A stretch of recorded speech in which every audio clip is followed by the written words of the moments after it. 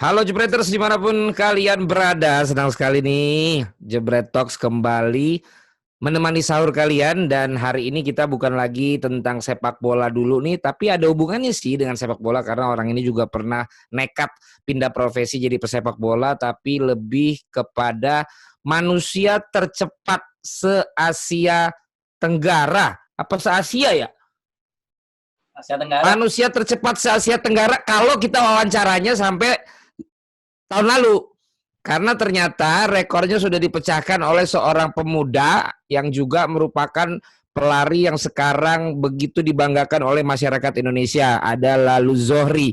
Tapi perlu 9 tahun lebih untuk memecahkan rekor seseorang yang akan kita ajak ngobrol ini. Bukan hanya di SEA Games, Asian Games, tapi dia juga merupakan salah seorang Olympian atau atlet yang pernah berlaga di Olimpiade, ajang pesta olahraga tertinggi bagi seorang atlet yang sayangnya 2020 ini harus diundur karena juga pandemi virus corona.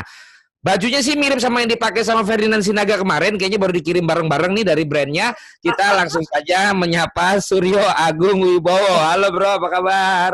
Baik. Bang, bentar bang, gue ganti baju boleh nggak nih? Ganti baju dulu. Kenapa emang nggak apa-apa?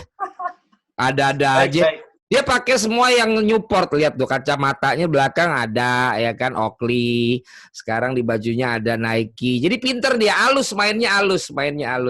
Bang, lo inget ini nggak bang? Lo inget ini nggak? Pemain terbaik Piala Agum kok dipajang.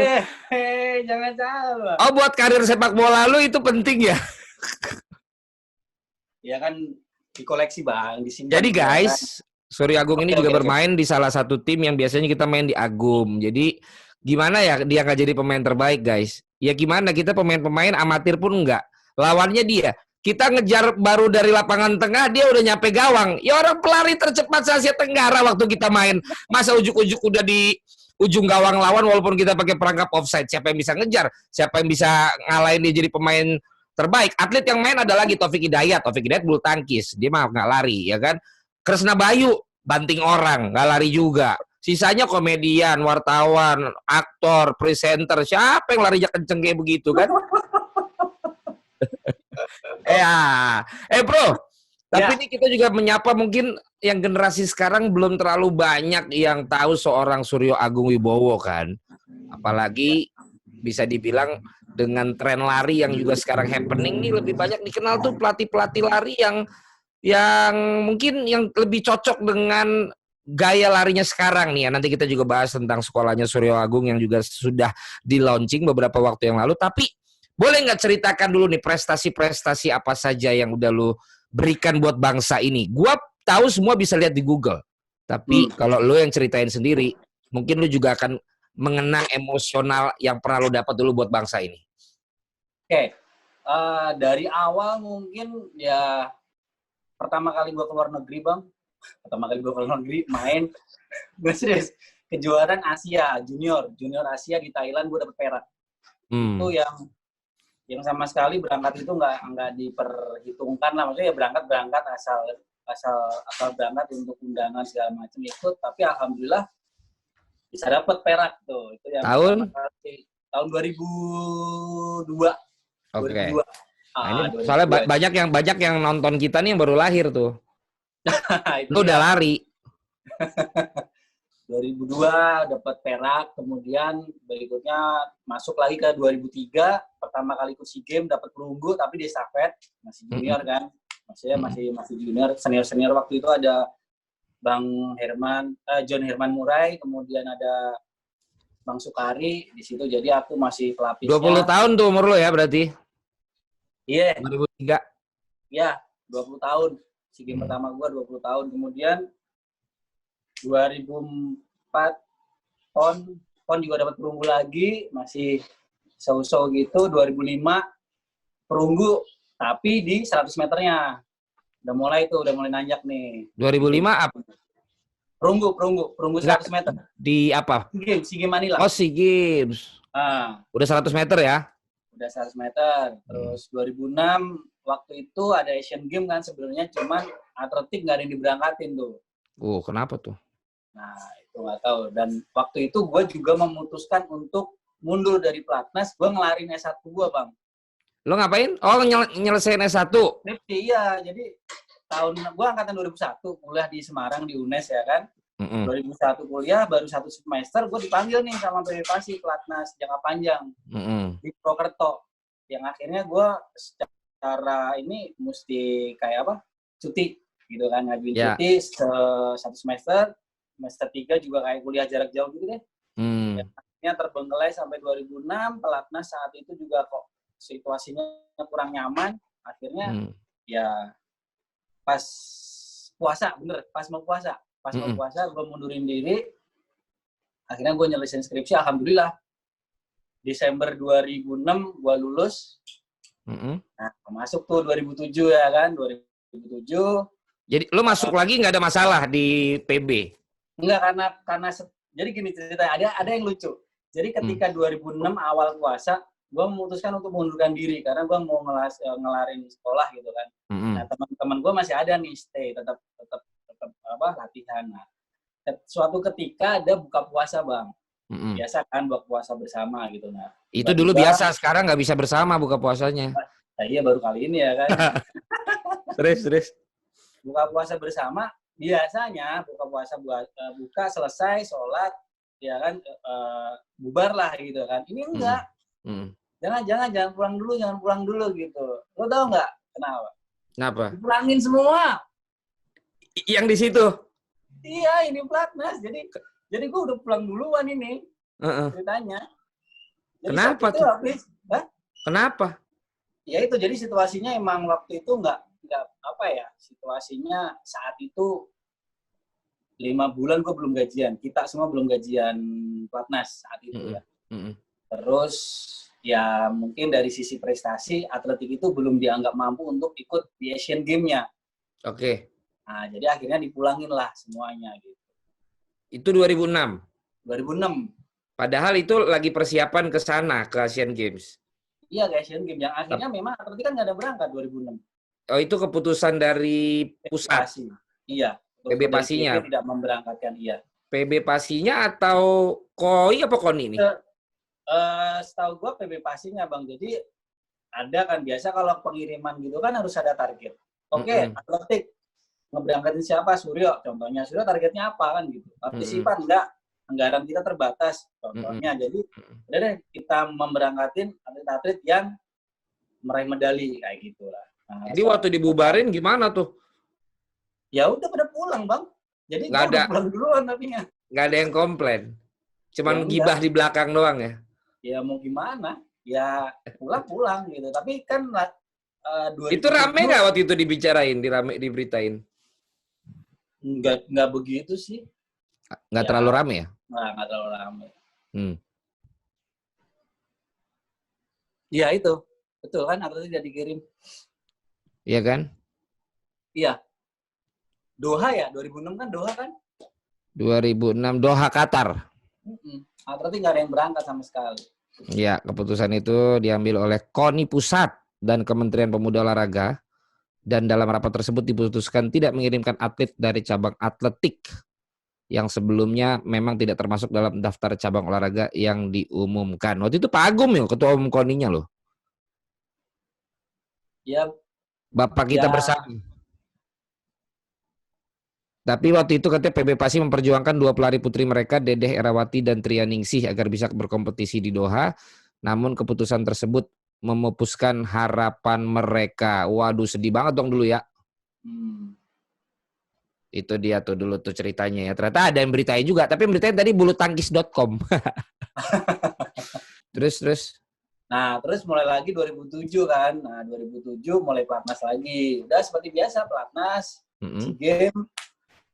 Disitulah alhamdulillah puncak karir gue mulai nanjak banget di situ. Gue bersyukur banget di situ karena ketika 2007 itu SEA Games, gue ditarget cuman dampingin Bang John Murray. Kan masih ada senior gue Bang John Murray dari Papua, masih ada gue dampingin. 2007 lo balik lagi ke pelatnas SEA Games, lo pelapis ya? Iya, masih buat dampingin Bang John Murray waktu itu. Bang John Murray. Fokus di estafet. Gue pelari kedua Bang waktu itu. Nah, dalam perjalanan itu eh, hari pertama, kemarin deh contohnya ya, kemarin malam semalam itu pembukaan. Nah, sebelum pembukaan kan biasanya SEA Games udah dimulai ya, kayak ada beberapa cabur terutama yang permainan udah mulai. Oke, waktu itu panahan juga udah mulai 2007 tuh. Sampai opening, Indonesia itu belum dapat medali emas sama sekali.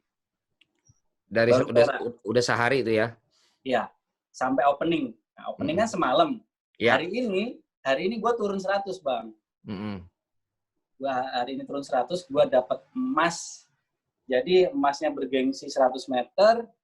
Emas pertamanya kontingen Indonesia, bukan atletik ya, kontingen Indonesia secara keseluruhan. Gue mecahin rekor SEA Games atas nama pelari Thailand, namanya Raichai Siharwong.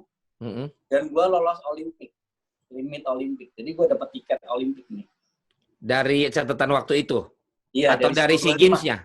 Dari catatan waktunya, dari 10.25. Dari catatan waktu 10.25. 2007. Dapat emas untuk kontingen Indonesia pertama. Betul. Di cabang yang bergengsi dan lari 100 meter ya. Dan lo lolos ke catatan waktu Olimpik. Iya, Olimpik Beijing tahun berikutnya kan, 2008. Berarti lo waktu itu nggak diduga dong untuk 100 meter emas lo yang dapat? Iya. Nggak diduga, Bang. Lah si Bang Johnnya mana? Bang Johnnya perunggu kayaknya. Oh iya? Enggak. Bang John kelima deh kayaknya. Oh kan gitu, malahan nggak dapet. Iya. Tuh. Terus responnya gimana waktu itu? Ya, malah lu yang dapet. Respon siapa? Responnya di teman-teman di cabang atletik, di atlet lain, di media. Gue juga kaget. Gue juga bingung kenapa gue bisa menang gitu. Maksudnya dan ya teman-teman pada yang Mas Suryo segala macam, Mas selamat ya segala macam juga. Ya gimana ya? Kayak kayak gini toh, kayak gitu kan. Jadi ya alhamdulillah, tapi kan gue juga nggak bereforia karena pertandingan masih berlangsung, itu kan baru hari pertama kan gitu kan. Nah, hari berikutnya estafet. Estafet, pelari pertama itu namanya Taufik Rahmadi dari Sumbar, dari Padang. Solo dia malah. Kemudian pelari kedua gua. Pelari ketiganya tuh Asrul Akbar Padang juga. Pelari keempatnya Bang John Murai. Kita dapat perak. Pecah rekornas. Si estafetnya saat itu ya 3978. Dah, rekor. Dan ini selesai 200 itu hari terakhir, Bang. Gua udah merasa saat itu sih udahlah, alhamdulillah ya, 100 emas, rekor SEA Games, 200 perak, rekornas gitu kan. Ini 200 nih nomor yang sebenarnya gua nggak bagus-bagus banget. Tapi gua telepon ke rumah, gua telepon istri kan. Istri bilangnya, udah deh ngapain sih? Emang kalau habis lari 200 capeknya setahun, capeknya sebulan enggak kan? Kalau menang lu capek cuman bentaran doang gitu kan. Udah lu nating tulus aja, itu bukan nomor lu. Selama ini memang gue di 200 meter, di kejurnas, di apapun itu, gue selalu kalah. Gue nggak pernah nomor 1. Oh iya? Di 200 meter. Sebelum itu akhirnya ya udah deh. Turun. Alhamdulillah, Bang. Emas lagi gitu loh. Emas lagi, pecah rekornas. Jadi mecahin rekornasnya almarhum Purnomo. Rekor yang sudah bertahan 23 tahun. Gua pecahin 23 tahun tuh. Iya, jadi Om Pur itu waktunya 20,83 tahun 84 di Olimpik Los Angeles. Nah, gua pecahin di situ tuh dan beliau saat itu nonton. Terus? Beliau nonton ya pas gua selesai finish, biasa kan selebrasi. Beliau turun ke lintasan, meluk gua, ngucapin selamat ke gua gitu. Ada fotonya. Jadi akhir-akhir ini gue emang sengaja ngupload IG tentang banyak di track itu ya. Mungkin gue sebagai yang pertama, semua pasti rindu. Ya kan, rindu sepak bola, rindu bulu tangkis, rindu lari, ya, rindu lintasan gitu kan. Terus ada lagi yang memang ada beberapa kata juga dan tentang ketika gue lari lebih kepada gue pengen memberikan motivasi sih kepada teman-teman junior-junior yang harusnya main di Olimpik, harusnya main di PON, tapi ternyata harus mundur setahun itu. Jadi lebih kepada itu sih tujuan gue akhir-akhir ini ngupload tentang berbagai video dan foto di lintasan. Ya harus begitulah. Kalau enggak ntar kan senior macam apa saudara ini udah legenda tapi nggak mau menyemangati. Tapi itu baru berarti 1 emas 100 meter, 1 emas 200 meter, 1 perak estafet. 3, ya. Lu ikut 3 nomor ya? Betul, 3 nomor dan nah, udah dapat 3. Lu dapat 2 emas mulai beda dong respon pengurus segala gitu ke lu. Kan lu tadinya bukan yang emang dijagoin. Ya alhamdulillah. Jadi ya ceritain aja kali, nggak usah malu-malu. Ya, maksud gua. Ya, tadinya lu udah dianggap gak sih? Hah? Tadinya lu udah dianggap belum? Ya dianggapnya biasa. Ya kan begitu dapat 2 emas ya, gimana? Begitu dapat 2 emas luar biasa. Dan ada lucu Bang. Jadi ada senior juga, bukan senior sih ya, senior tapi nggak beda dikit lah umurnya gitu. Ketika gue belum juara, gue dipanggil D. Ya itu memang ya istilahnya tetap menghormati gitu ya. Dia di sini dong, di Agung, di Suryo segala macam. Tapi terus ketika gue juara, gue dibalik loh, gue dipanggil Mas. Gue jadi tambah tua ya. Dia belum dapat emas. Oh, iya, dia udah pernah. Oh, udah pernah. Senior cewek, iya. Oh, udah pernah. Oke. Okay. Ya, jadi ada sedikit lucu di situ. Belum juara dipanggil dia, setelah juara dipanggil Mas. Nah, gue kan baca bukunya apa tuh si Michael Johnson ya. Ya kan dengan sepatu goldnya itu dia kan selalu punya cerita kayak malam sebelum tanding tuh ada aja tuh feelingnya tuh apa dia agak mules apa gimana gitu, dan dia waktu gagal waktu pertama kali Olimpiade juga dia tahu something wrong dengan perutnya gitu ya, kadang juga dengan kakinya dan lain sebagainya. Di 2007 apakah ada cerita sebelum lo lari atau malam sebelumnya bahwa ada keluhan atau justru emang lu kayak dapet sesuatu yang emang gue kayak dapet nih besok nih, karena kan lu lari ini kan unik ya, apalagi 100 meter. Lu latihan tahun-tahunan cuman buat 12 detik, 10 detik gitu kan. Yeah. Nah, itu kan benar-benar ditunggu-tunggu momennya gitu. Nah, lu di 2007 ada feeling sesuatu nggak atau ngalamin sesuatu?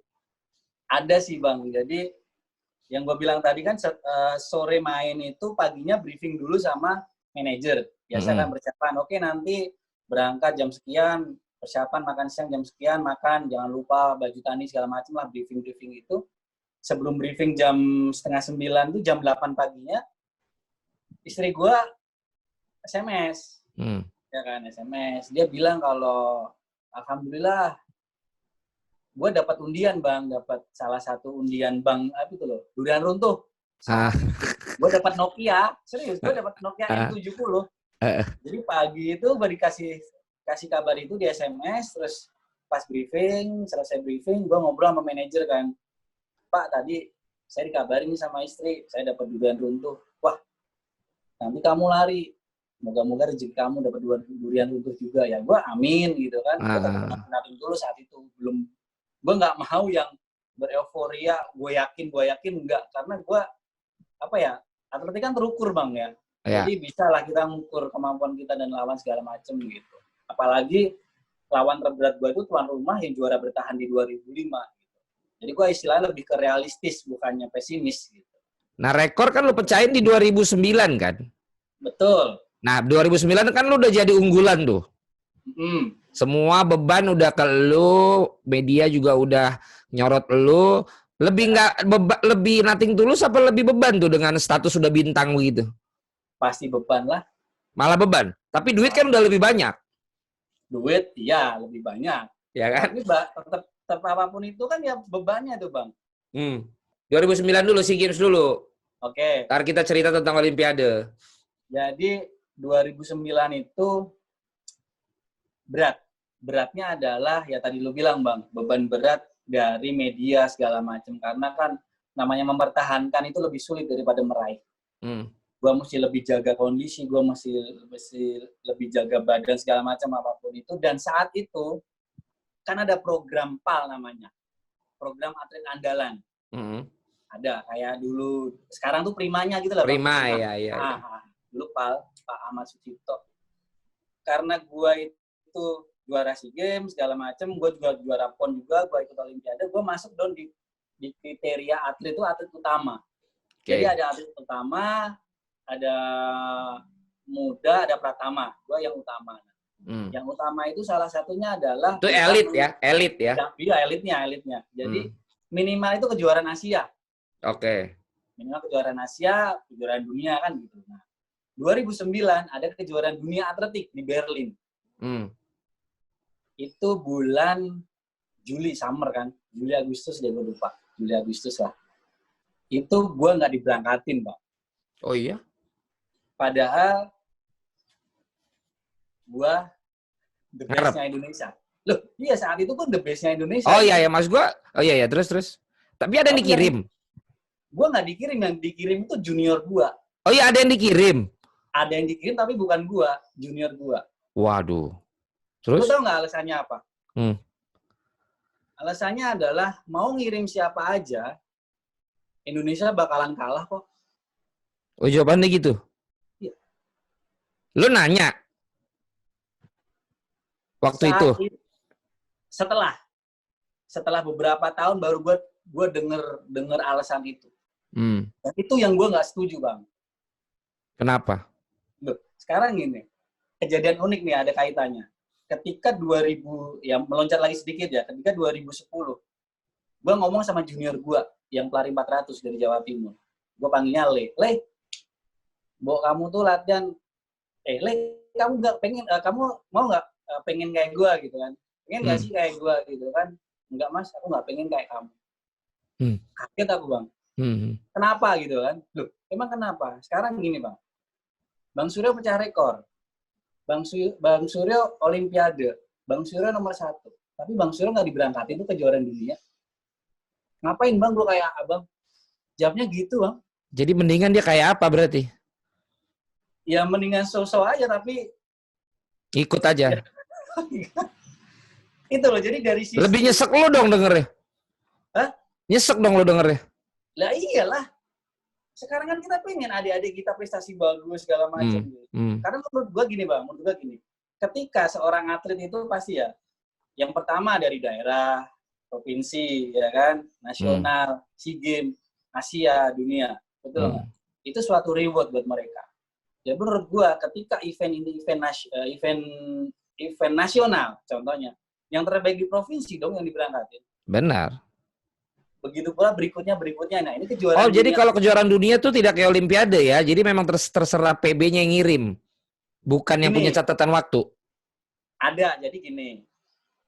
Jadi sama kayak Olimpik, ada limit waktunya, Bang. Sebenarnya. Tapi ketika suatu negara tersebut tidak bisa melewati limitnya, mendapatkan wildcard. Oke. Nah, wildcard itu terserah PB-nya. Itu lo ikut dari kualifikasi gitu ya? Jadi atau emang wildcard bisa langsung ikut pada saat awal di sana? Apa ada wildcard kan biasanya kan karena dia dapat handicap kan? Jadi gini, ketika 2008 catatan waktunya itu dilihat gitu kan. Nah, catatan waktu gua saat 2008 gua nggak masuk. Oke. Nggak masuk limit kejuaraan dunia 2009. Akhirnya diputuskanlah dapat wildcard 1 putra 1 putri gitu. Nah, putranya itu yang diberangkati sprinter junior gua. Dengan catatan waktu di bawah lo? Sangat? Loh, mendingan di bawah gua, Bang. Larinya dia itu di bawahnya juaranya cewek. Itu orang masih ada nggak? Masih lari? Ya udah baru pensiun. Gua sih enggak. Gua enggak suka sama, bukan enggak suka sama. Ya lo sama dianya nggak problem. Ya, cuman hanya begitu gitu loh. Ya. Jadi waktu habis itu pas lo nggak diberangkatin dan lo denger dia yang diberangkatin, apa respon lo? Nah itu, gue jadiin motivasi gue, Bang. Gue pengen buktiin ke PB saat itu. Gue pengen buktiin, lo lihat finish gue di SEA Games 2009 deh. Nanti bisa searching. Itu gue begini, gue melet. Oh itu ada maksudnya? Ada maksudnya. Oke. Maksudnya adalah gue gue melet itu ngejekin orang-orang yang ngomong jelek terhadap gue, yang meng-underestimate gue, bahkan ada yang bilang istilah gue udah tua, gue udah nggak bisa lah segala macem. Padahal itu di dalam sendiri. Dan gue gini tuh, lu mau ngomong apa lagi sih? Nah, selain itu ada lagi satu bang. Ketika gue juara 100 di 2007 ini, balik lagi sedikit ya. Ketika gue juara 2009 juara 100, itu komentar nih, mohon maaf, dari pengurus. Itu Suryo kalau ditambah 10 meter, 20 meter, atau 30 meter lagi, Suryo itu kalah. Serius lu? Iya, dalam hati gue cuma jawab, Pak, emang ini kejuaraan lari 130 meter? Kan ini lari 100 meter. Gitu kan. Nah, begitu 200 meter gue dapat emas lagi, baru gue ngomong, mau ditambah berapa Pak? 10, 20, 30. Tambah 100 gue masih medali emas. Saking gondoknya gue saat itu. Itu 2007? 2009. Oh, itu udah 2009 yang lo digituin? Nah, ini gue adanya yang ini nih. Ini ya? Nah, ini nih Bang. Ya. Ini? Ya, betul. Yang di kursor itu. Oh, ini lo ada maknanya? Ada. Oke, ini pas dapat 100? Iya, itu cepet 100. Oke. Oh, jadi lu udah... Bawahnya kenapa? pas 10. Iya, bawahnya? 10-17 itu yang aku langsung. Itu 10-17 yang pecah rekor NAS, pecah rekor SEA Games. Iya, yang bertahan sampai 9 tahunan kan? Betul. Tapi rekor SEA Games masih bertahan loh itu. Oh, si Zohri soalnya nggak di SEA Games ya? Betul, iya. Jadi rekor kejuaraan itu gua masih atas nama lo ya? Iya. Tapi kalau rekor Asia Tenggara punyanya Zohri gitu. Oh, Zohri di SEA Games belum nyampe turun segini? Kan kemarin. Iya, kemarin kan nggak turun, Bang. Oh iya ya. Nggak boleh turun kemarin. Iya, tapi malah turun ke Jurnas. Itu gimana tuh? Hah? Itu gimana sih? Maksudnya dia kan harusnya nggak turun mungkin karena mau yang lebih tinggi kan? Iya. Kenapa ke Jurnas dia turun? Jadi selesai SEA Games itu seminggu selesai SEA Games ada ke Jurnas. Oh tapi tahan. Zohri kita simpen nanti. Kita selesaikan dulu yang tadi. Jadi 2009 lo dapet 100 meter emas.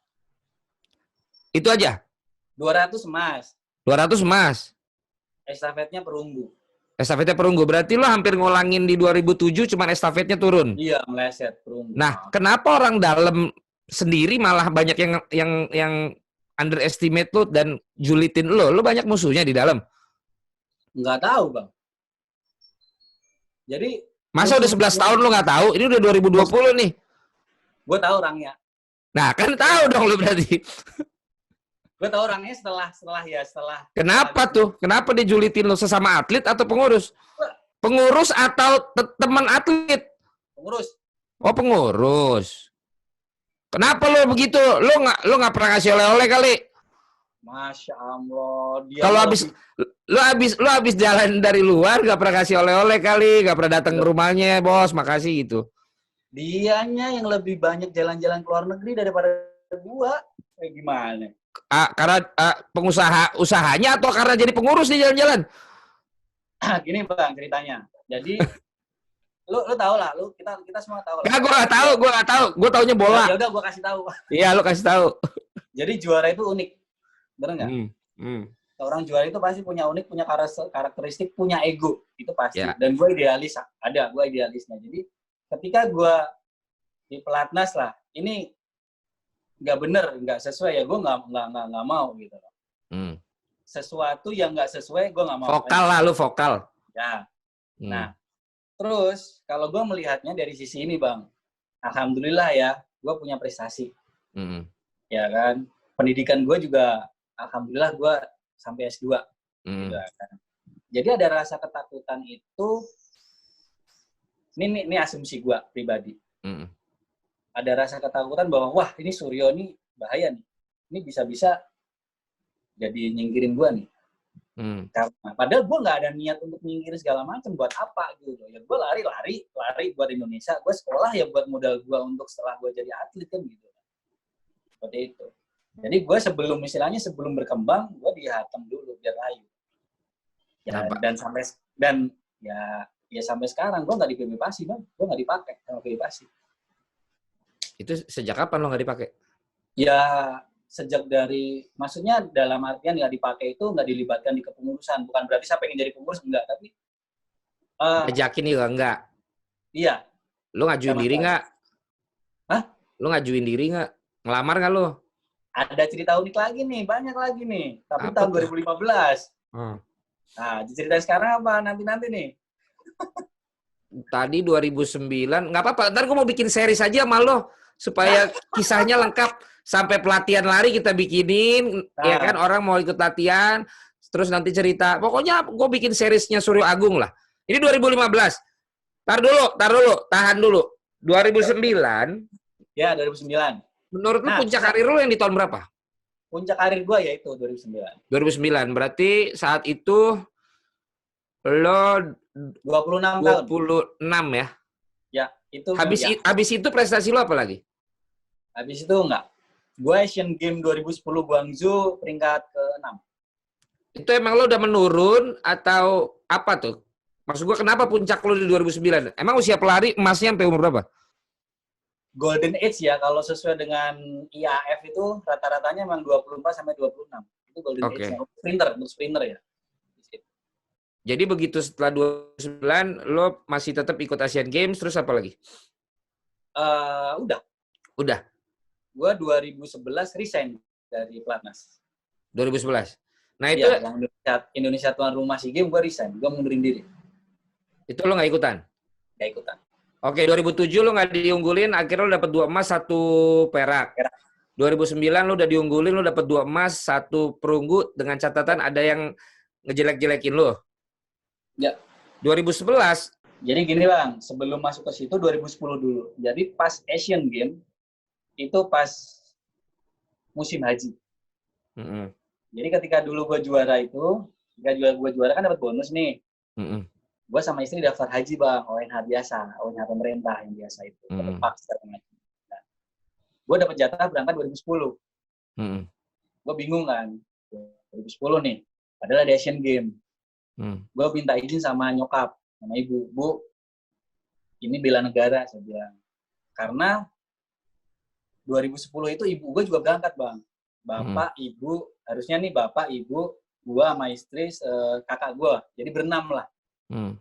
Tapi akhirnya 2010 gue izin sama ibu, gue nggak berangkat dan diizinkan oleh beliau. Ya udah, ada istilahnya ada kakak gitu kan. Terus dan akhirnya hasilnya nggak bagus kan. Udah istilahnya haji nggak berangkat, Asian Games juga gagal. Oke. Itu lo disalahin nggak lo Asian Games gagal? Yang nyalain siapa? Iya pengurus. Ya nyalain nggak nyalain ya hasilnya kalah, ya udah mau gimana lagi, kalah. Iya, Jadi, yang sentimen sama lo gimana waktu itu? Tambah parah dong. Ya jadi sasaran empuk lah. Itu kan Lu senjata buat mereka. Lu jadi sasaran? Ya sasaran empuk secara untuk semakin mudah untuk membuang gua kan gitu. Iya, bahwa lo udah lewat lah masanya lo gitu kan. Ya. Oke, terus akhirnya karena itu lo nggak berhasil. 2011 SEA Games, gua masuk Platnas SEA Games, ya berjalan. Kan karena hajinya kan gue mundur nih dari 2010 kan ke 2011 dong. Iya, karena kemarin lo undur. Nah, gue minta izin lagi sama nyokap. Gue nggak diizinin bang. Oke. Nah sampai nih gue dipanggil Pak Menteri, beneran. Gue siapa dipanggil ya? di Malarangeng. Gue dijanjiin udah kamu ikut SEA Games, nanti tahun berikutnya kamu istri ibu kamu istilahnya berangkat haji dengan ONH+. Tapi tetap aja nggak diizinin sama ibu. Ya udah aku ikut ibu, ikut nyokap. Karena ya segala sesuatunya emang aku bisa begini juga dari nyokap kan. Orang tua apapun itu ya udah akhirnya aku ambil sampai memang resikonya gede bang. Dalam artian ya lu tahu sendiri kan. Gue sampai apapun resikonya gue terima lah. Sampai akhirnya waktu itu kan gue udah PNS. Apa? Resikonya gede itu apa? Nah, ya gue sampai di karir kerja gue lah. Karir kerja gue, karir apa? Karir kerja lo apa, PNS? Iya. Lo udah diangkat PNS tahun berapa? 2008. Oke, 2008 udah diangkat PNS. Ada resiko karir di situ, apalagi?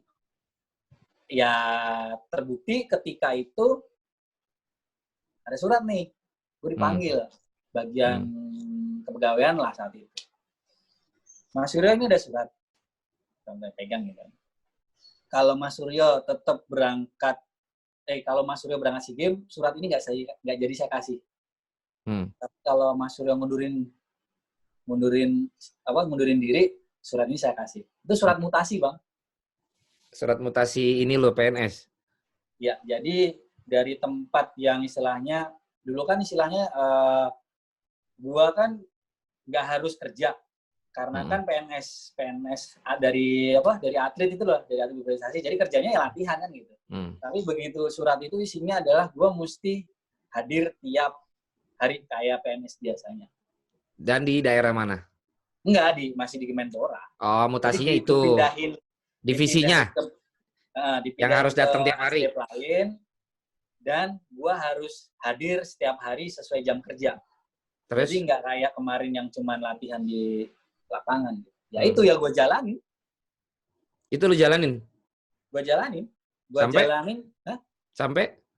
Gue jalanin sampai akhirnya gue bisa izin itu tahun 2012 karena gue ada event, gue juara 1 Bang di Jatim Open, gue juara 1, prestasi catatan waktu gue itu 10.30 berapa gitu, bisa masuk kategori lah. Gue masuk TC Olimpik 2012, masuk pelatnas lagi. Nah disitulah gue bisa izin dari kantor lagi saat itu. Gitu. Tapi PB masih nerima lo? Ya karena dalam latihan nerima ya by performance kan, karena catatan waktu gue juga nggak kalah sama yang di pelatnas junior gue kan gitu. Gue masuk di situ. Oke. Berarti ya bisa dibilang lo 2007 sampai 2009 lah ya masa-masa lo ya. Ya, betul. Mulainya sebelum 2007, terus kemudian mulai akhirnya sampai lo selesai itu di 2010-2011 ya? Ya, 2011 sih tepatnya. Nah setelah TC Olimpik itu? Nah, TC Olimpik nggak ada yang lolos nih semua nih. Nggak ada yang lolos. Gua dapet cedera di gluteus. Gluteus gua cedera. Terus ya saat itu gue kayak udah stop. Gua mundur dari dunia peratletan. Jadi per 2013 ya gue balik ngantor lagi. Di PNS, Kemenpora? Kemenpora. Sampai hari ini? Sampai hari ini, WFH. Work from home ya. Tapi kan lo juga ngasih tahu bagaimana tetap berolahraga. Nanti gue mau bikinin juga episode yang itu. Tapi untuk yang sekarang gue masih mau nanya, bagaimana menurut lo yang sudah diberikan oleh lo buat negara lo selama ini? Semua tuh ada masanya Bang ya. Jadi masa kemarin ketika gue jadi atlet, ya masa dimana gue memberikan prestasi. Terus ketika gue udah pensiun, ya masa inilah yang gue kerja di Kemenpora, ya sebenarnya ini PR juga buat gue gitu kan. Gue sebagai jadi birokrat nih sekarang, karena gue dari jabatan fungsional udah dipindah ke struktural gitu kan. Jadi ya someday istilahnya harus, kalau punya wewenang ya harus memberikan perubahan olahraga Indonesia untuk lebih maju. Karena memang banyak banget Bang PR-nya. Setelah gue duduk di pemerintah itu gue tahu, oh ternyata alurnya begini, prosesnya begini, segala macam, gue jadi tahu. Dari yang tadinya lo nggak tahu kan? Lah iya, dulu jadi atlet kan. Nah, yang banyak kita nggak tahu, apalagi gue penggemar bola lebih, tapi kan Jebret Media pengen supaya ini menjadi memang olahraga pada keseluruhan, terutama figur-figurnya.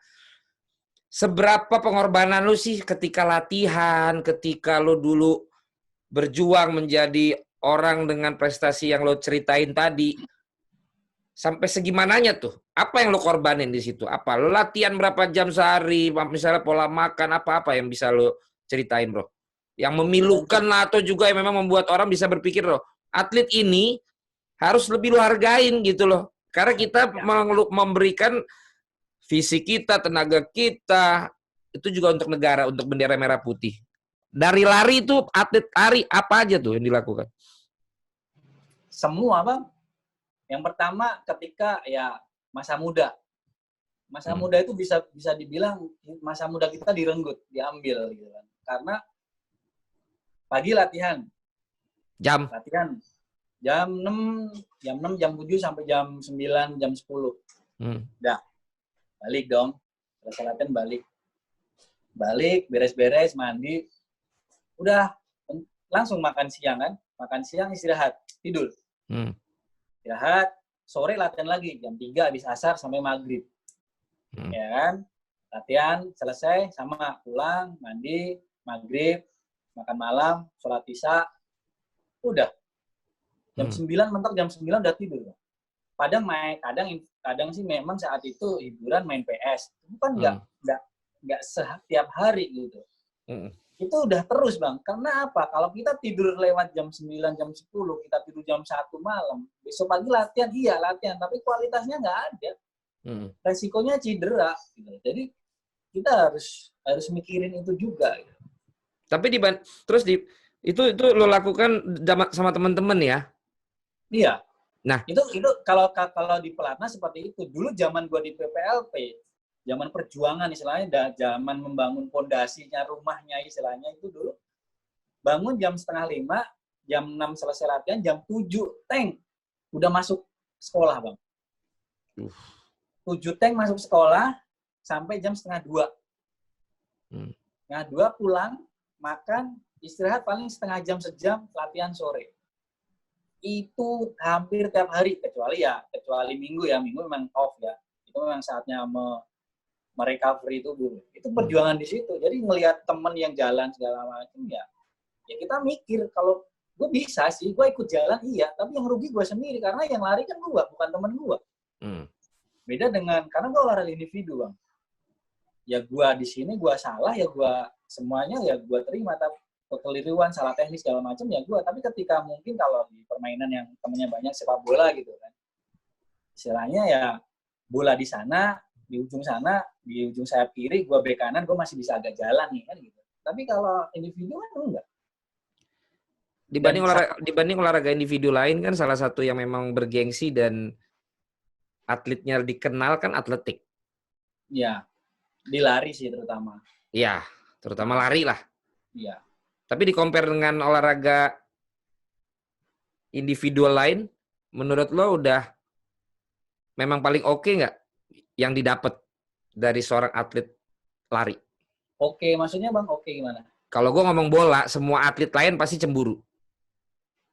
Karena perhatian media, bonus, uang, pasti bola. Atau yang kedua badminton. Ya. Badminton lebih kalem tapi jadi showroom mobil di sana kan. Jadi dia nggak perlu rame-rame tapi udah jadi showroom dia di sana. Kalau bola nih rame-rame iya, digaji iya nggak digaji iya kadang-kadang kan. Nah, kalau lari gimana? Dengan prestasi kayak lo, kalau lo bandingin sama atlet lain di negara lain harusnya lebih ada yang lebih nggak dari lo? Jadi memang perhatian kalau di negara lain perhatian lebih apa ya bang? Jadi mereka itu di luar itu nggak membedakan dalam artian lu atletik, lu panahan, lu sepak bola, lu basket segala macam ya. Terutama apalagi lu olimpian itu bang luar biasa, di luar negeri itu sangat dihargai gitu. Ya.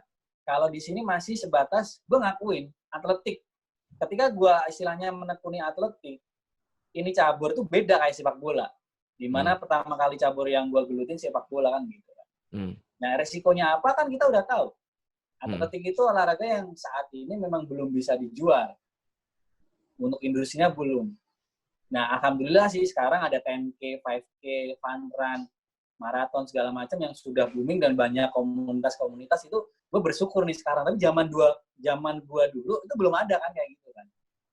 Kayak gitu. Jadi gue udah siap mental aja istilahnya ya. Tapi menurut lo apa yang lo dapet dari prestasi lo dari pihak-pihak yang memang berkompeten di luar dari misalnya sponsorship atau yang secara industrial lah? Dengan lo juga sekarang waktu itu dapat di PNS gitu ya. Apakah bagi lo itu sudah oke? Atau menurut lo punya pendapat lain? Termasuk bukan lo pribadi ya, tapi teman-teman lo, senior lo mungkin yang lo lihat lah dengan segala yang prestasi yang mereka udah dapet. Sekarang lebih bagus Bang. Oke. Kalau alhamdulillah ya dengan atletik, dengan dari atletik lah, gue bisa seperti ini. Gue alhamdulillah bisa beli rumah, beli mobil. Istilahnya dapat berkarir, punya pekerjaan tetap gitu kan. Istilahnya itu menurut gue udah layak gitu. Nah tinggal sekarang memang, dan apalagi sekarang bonus SEA Games aja udah 0,5 M Bang. Berapa? 0,5 M. Untuk apa? SEA Games masih game. Satu tim apa satu orang? Satu orang, satu keping. SEA Games? Satu keping. Iya, yang kemarin. Oh itu merata kan? Maksudnya, jadi memang ada. Nggak cuma di lari kan? Yang individu. Yang individu kan? Yang individu satu emasnya itu 500. Oh iya? Iya. Apresiasi dong kita ke pemerintah. Iya, baru SEA Games kemarin kan naik drastis dari 200, di 2017 masih 200. Pak Imam. Kemarin Pak ini dong, Pak Zainuddin dong. Udah Pak Zainuddin pas baru ya? Dan itu perintah RI 1. Langsung turun? Perintah Pak Jokowi, jadi langsung. Udah turun? 500. Awalnya kan masih 200. Tapi begitu statement Pak Presiden menyampaikan 500, ya udah 500. Jadi zaman lo berapa? Hah? Zaman lo berapa? 200. Lumayan dong zaman itu. Pas banget tuh 2007 itu 200, 2005 itu emasnya 40. 2009? 2009 200 sampai 2017 tuh 200. Oh gitu. Turunnya cepet tuh. Turunnya cepet. Turun. Oh cepet. Dananya turun cepet. Cepet. Saat itu kalau pengalaman 2007 pulang gitu ya, besoknya itu udah ada acara seremonial yang udah nerima buku tabungan gitu. 2009 juga? Sama. Berarti dulu yang katanya suka lambat turun yang mana ya? Ini buktinya lu cepet 2007-2009. 2007-2009 iya. Habis itu sempet. Oh malah habis itu yang lambat. Cuman gue lupa pas tahun berapanya gitu. Oh, itu nggak ada potongan tuh? Enggak. Murni lu terima udah? Iya, jadi pajaknya udah ditanggung Menpora. Menpora udah majekin sendiri gitu. Iya, terus kita udah angkanya segitu. Terus yang di dalam nggak ada yang minta potongan juga? Komisi-komisi? Gue nggak ada. Ya bagus dong berarti. Iya.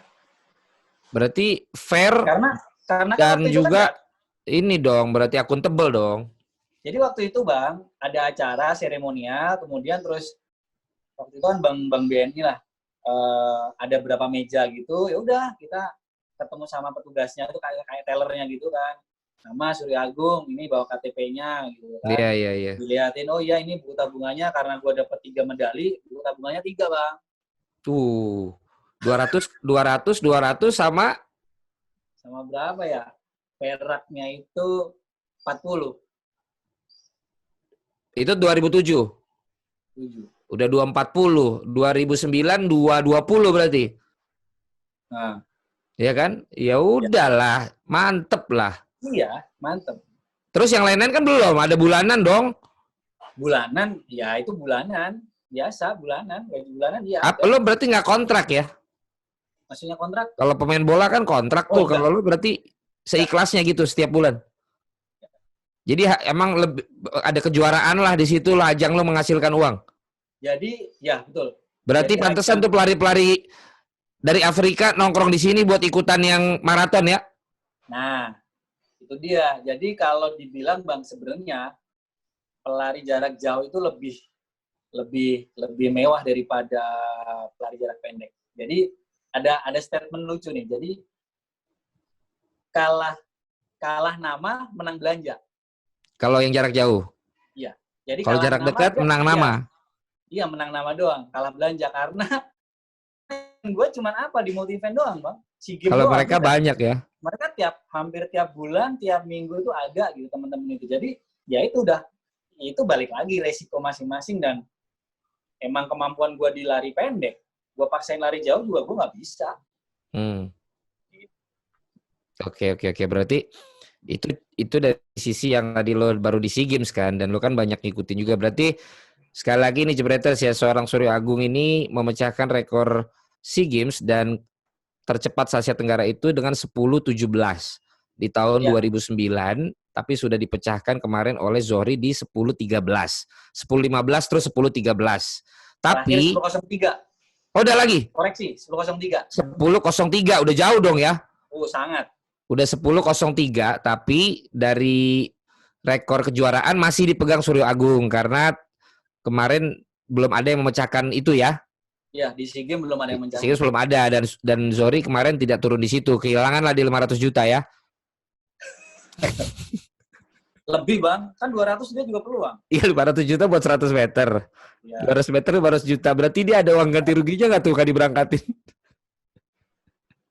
Banyak juga hilang duitnya Zohri ini. Nggak ikut ke SEA Games. Karena takutnya dia udah pasti juara kali ya, Yok. Gua nggak tahu. Jadi memang Gini. Kalau cerita lu kan udah pasti nggak ada yang juara, lu nggak diberangkatin. Masa sekarang udah pasti lu juara juga nggak diberangkatin, Yok? karena levelnya udah bukan SEA Games. Lah iya makanya Dunia. level dunia udah jelas gak akan menang, jadi yang paling cepat nggak diberangkatin dulu lu. Ya. Sekarang karena levelnya udah kekecilan, mesti ke level dunia, jadi terlalu jago, nggak diberangkatin juga. jadi mau diberangkatin yang mana? Terlalu gampang nggak boleh, terlalu sulit nggak boleh. Jadi lu so-so aja, Bang. Potensi dapat income lu tuh dengan prestasi lu jadi berkurang, bro. Itulah. Ya kan? Ya. Oke. Jadi itu guys, ini baru perbincangan pertama gue sama Suryo Agung ya. Kenapa? Karena di catatan gue masih gue simpen cerita dia tentang Olimpiade dan juga kisah para Olimpian yang termasuk Suryo.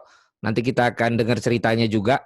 Lalu juga dia sebagai senior bagaimana melihat junior-juniornya, termasuk respon terhadap kemenangan Zohri atas rekor yang dipecahkan. Apakah dia benci karena rekor yang dipecahin atau dia malah mensupport. Lalu juga bagaimana dengan tren lari yang sekarang dan 2 tahun kebelakang ini begitu banyak dan juga menggurita ya. Sampai akhirnya juga apakah ada hubungannya dengan Suryo Agung Run School ya. Jadi nanti kita akan ngobrol-ngobrol karena ternyata ngobrol sama dia panjang. Jadi ini kita jadikan dulu episode pertama. Ini sebagai langkah awal juga bahwa Jebret Media TV akan care kepada figur-figur olahraga, bukan hanya sepak bola, bukan hanya profesi yang terkait dengan presenter olahraga, tapi juga atlet-atlet lain, terutama legend-legend kita nih. Kita pengen supaya kalian juga yang sekarang belum terlalu kenal lagi dengan mereka, kalian harus tahu apa yang mereka sudah berikan untuk negara ini dan bagaimana kondisi dan keadaan mereka sekarang. Kalau Suryo Agung, sekarang kondisi lu termasuk yang oke lah ya bro ya. Lu Alhamdulillah. di Kemenpora ya, lu juga ada running school ya kan? Ya, betul. Dan banyak juga yang nanti dia mau kerjain lah. Jadi nanti kita akan ngobrolin lagi. Masih banyak kan peluru lu untuk gua ajak ngobrol? Masih kan? Satu lagi gue mumpung inget nih, gue biar plong. Ketika setelah gue finish 2009, SEA Games 2009 di Laos, 100 meter.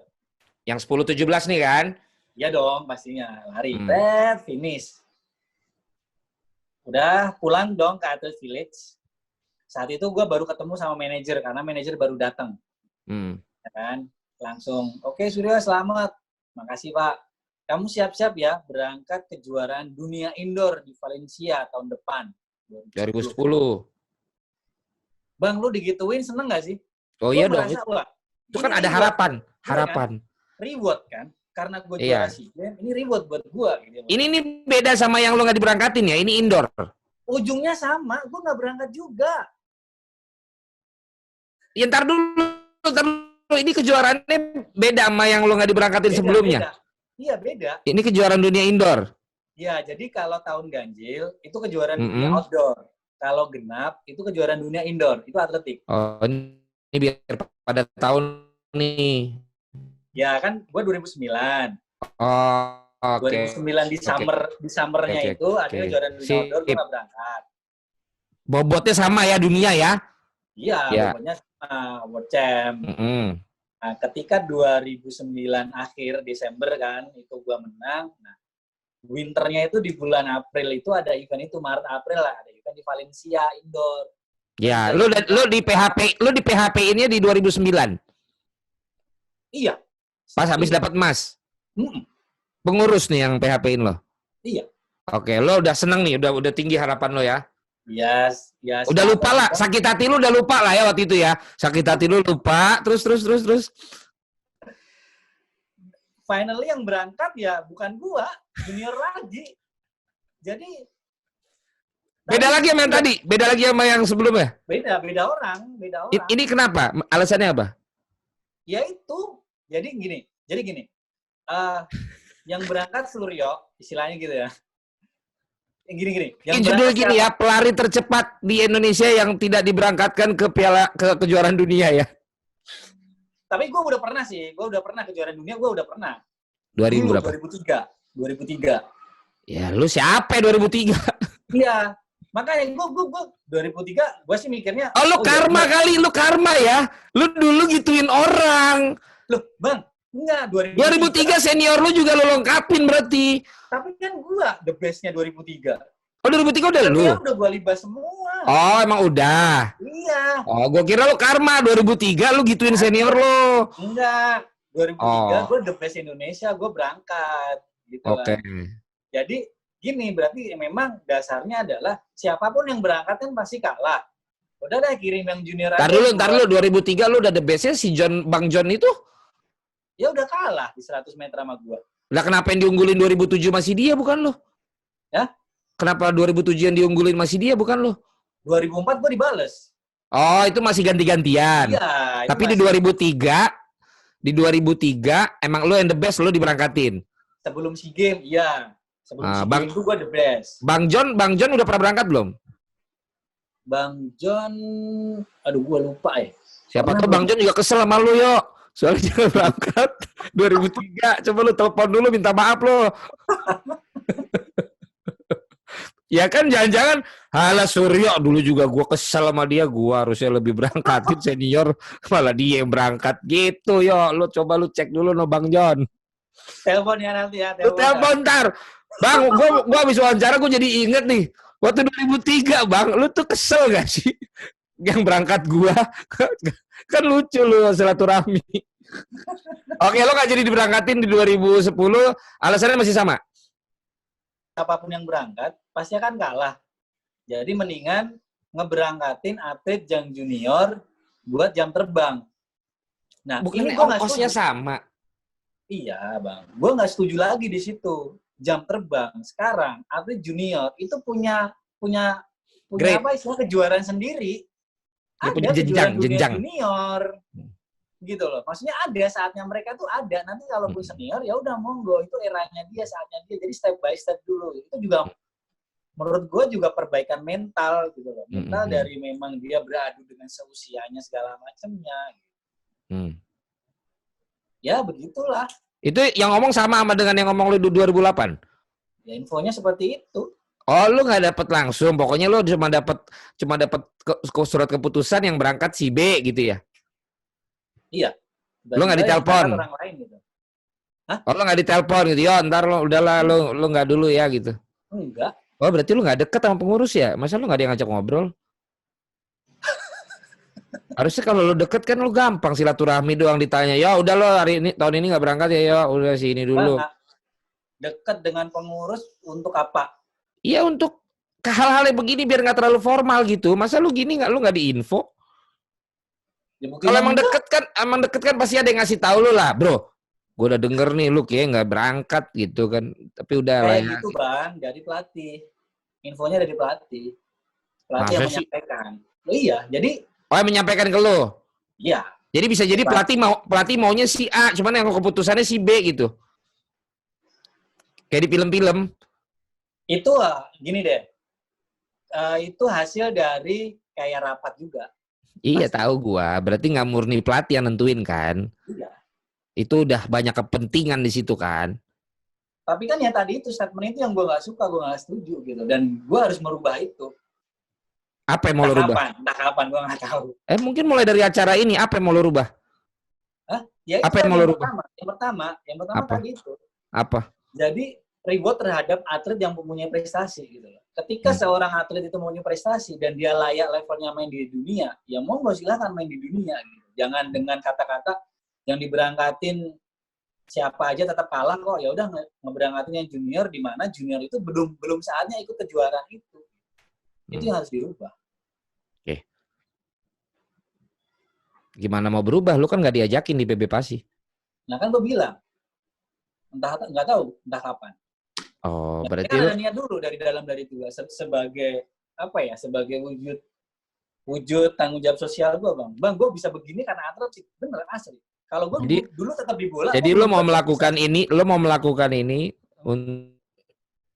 untuk generasi berikutnya di cabang atletik. Mau dari dalam PB apa dari luar PB? Kebijakan itu pasti dari dalam, bang. Nggak bisa dari luar. Berarti kalau ada kesempatan itu lu mau dari dalam? Iya, kenapa enggak buat membantu atletik Indonesia? Kalau ketemu dengan yang julid-julid lagi sama lu? Kalau ketemu dengan orang-orang yang julid aja ya kita adu argumen dulu, kita sevisi nggak? Kalau nggak sevisi ngapain gue join? Kalau justru akhirnya orang melihat lo berambisi, kalau orang akhirnya melihat lo berambisi untuk jabatan di dalam PB Pasi, gue nggak berambisi sih, bang, dalam jabatan PB Pasi. Maksudnya ya? Ya untuk orang yang namanya julid kan begitu. Iya sih. Tapi ya gue ya kalau jadi gini, kalau gue gini, bang, satu visi dulu nggak? Visi dulu nggak? Sejalan dulu. Kalau nggak sejalan, ngapain gue buang-buang pikiran gue, tenaga gue, waktu gue? Mendingan gue ngurusin sekolahan running gue, ya nggak? Ya. Berarti lu nunggu diajak dong, bukan mau mengajukan diri bergabung dong. Diajak dan melihat siapa ada di dalam. Kalau sekarang gimana yang ada di dalam? Kalau sekarang gue nggak cocok. Oke. Karena ya itu nggak cocok. Oke. Berarti untuk yang sekarang belum ya? Belum. Oke. Menarik untuk sesi pertama kita dengan Suryo Agung, cukup menarik. Dia mungkin nggak kerasa loh, udah sejam lo ngomong lo, yo. Sama gue puasa dulu. Sama gue puasa. Gue kemarin juga 4 jam berturut-turut kan, tapping sama live. Gila pas. Ini sampai sariawan gue kan, nggak bisa minum, nggak bisa apa kan. Udah pas jam 5 tuh, pas lagi itu asam lambung gue pada naik, anjrit nih, gara-gara ngomong mulu nih dari siang nih, kagak minum, kagak makan. Oke, menarik sekali ya, udah kita obrolan sesi pertama dengan Suryo Agung Wibowo, legenda lari cepat bagi Indonesia, karena dia lari jauh ternyata bukan dia itu. Nanti banyak cerita-cerita juga, dan nanti mungkin kita juga akan tanya yang dibuat Taufik Hidayat sama Deddy Kobusier kemarin bikin viral, mungkin kita bisa tanya ke Suryo apakah itu benar apa enggak ya, karena kan Suryo juga ada di dalam pemerintahan juga ya kan. Jebreters, sekian ya untuk kita di series dengan Suryo Agung Wibowo. Suryo, gue lupa mulu, running apa run sih? Running sebenarnya running ya kan? Itu. Suryo Agung Running School. Nanti kita akan lanjut lagi banyak kisah-kisah dia di kejuaraan yang lebih besar. Kemudian juga bagaimana dengan generasi yang baru dari lari atau atletik Indonesia. Kita bahas nanti. Sampai ketemu lagi. Selamat sahur dan tetap selalu nonton Jebret Media TV. Thank you.